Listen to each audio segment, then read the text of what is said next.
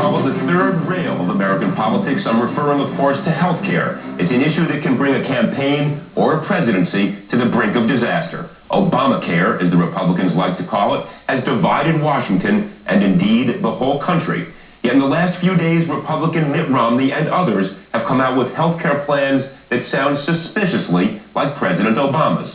Huh? A short time ago, I sat down and tried to untangle the whole mess with CNN political contributor James Carville and former GOP Congressman Rick Lazio. Gentlemen, welcome. Thanks for joining us. Thank you. Thanks, Eliot. Great to be on. Hi, James. Hello. How's everything going? Rick, I just got to start with you. I listened to Governor Mitt Romney's speech in which he tried to run as far away as he could from Obamacare, what you guys call Obamacare, and all I heard was him make the best defense of the individual mandate I've ever heard. The piece of the health care plan you Republicans pretend to hate. He made a perfect defense of the obligation of every person to be in the plan. Did you hear the speech and hear the same thing I did? No, but I know what he believes in, and you know what he's doing is he's getting ahead of this issue. He's explaining that he was involved hands-on in Massachusetts, overwhelmingly a Democratic legislature, brings people together, solves a problem. There are things he learned from this, things he'd do again, some things he didn't like, some corrections he'd make. And what he's talking about is a fundamental difference between what President Obama signed into law, which is a Washington-based health care program, and one which prizes individual responsibility, individual choice, and state control, where there's going to be a lot more innovation and experimentation. But Rick, and another fundamental difference, I would say, Eliot, is that there is no new taxes with the plan that Mitt Romney is advancing right now, as opposed to under the bill and the law now that President Obama signed. You have a massive new tax increase. So there are some fundamental differences. Well, Rick, with all due deference, I hear that. The public doesn't care whether Washington tells them to buy it or their state capital tells them to buy it. What Governor Romney said was that he believed in the plan he passed, which said everybody has either got to buy insurance or be subject to a penalty, because that was individual responsibility. That is exactly what Obamacare, your word for it, does. And you know, James, am I right? Isn't the White House going to hang this around the neck of Mitt Romney?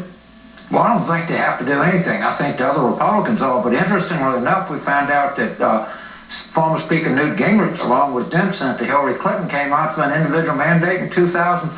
So it must be maybe we're stealing the Republican idea. Maybe the President Obama, the Republicans ought to take credit, just like they should take credit for the auto bailout. This thing has worked brilliantly. They should take credit for what they did on TARP. We saved the financial system. James, I want to put you on the hot seat for a minute. Right now, I think the president is enjoying what I would call, the Bin Laden bump. Okay, he's clearly up in the polls. He's enjoying a real good ride here. How long will that last? Back in '92, somebody you may know said it's the economy, stupid.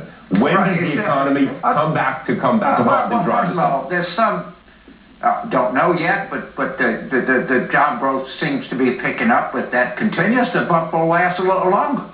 I mean, and by the way, look at the GM thing is working better than anybody thought. It looks like the Libya thing might be working a little better than we thought. I mean, certainly the Bin Laden thing is a big part of it. He demonstrated a lot of leadership, a lot of courage.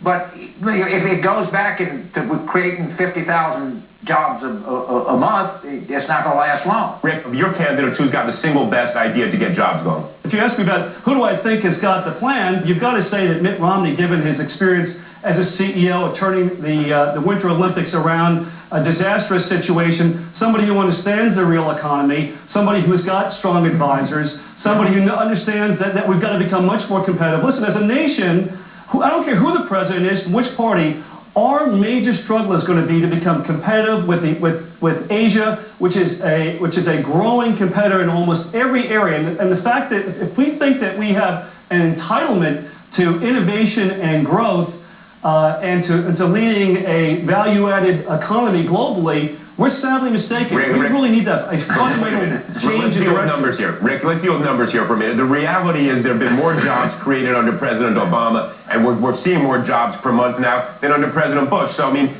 this is now... Yeah, but you lost so many jobs. I mean, we're growing at half the rate of what we need to add net new jobs, Eliot. Half the rate, 1.8%. We need to increase our growth by 3.5% in order to add net new jobs. When Reagan was turning around the economy, the economy was growing by 6%. In the immortal words of Brendan Sullivan, am I a potted plant here? You never look like a potted plant, James. You jump in here. Excuse me, but let me just say a simple thing so you can understand this, because sometimes people get confused. Obama has created more jobs in 2 years and something than Bush created 8. So what's there to argue about? Under Clinton, 22 million jobs were created. Under Bush, 1 million. We're not going to really argue that Republicans know anything about the economy, because there's no to base that on. The unemployment rate is 9%. It was never anywhere near. It was 4 and 5% under George Bush. It was half the rate. There's more people. There's more people. The population's growing. You see, let me explain it to you. Y'all don't know anything about the economy. What you know is how to run it in the ditch, how to deregulate it and undertax it and run it right in the ditch. Get out the way. Let Obama bring us out of this. That's what Democrats do, is get the country out of Republican messes. Rick, welcome to James Carville. You just met the real James Carville. That's why you win elections. All right, guys. Thanks for participating. Okay. All right. Thank you, Governor.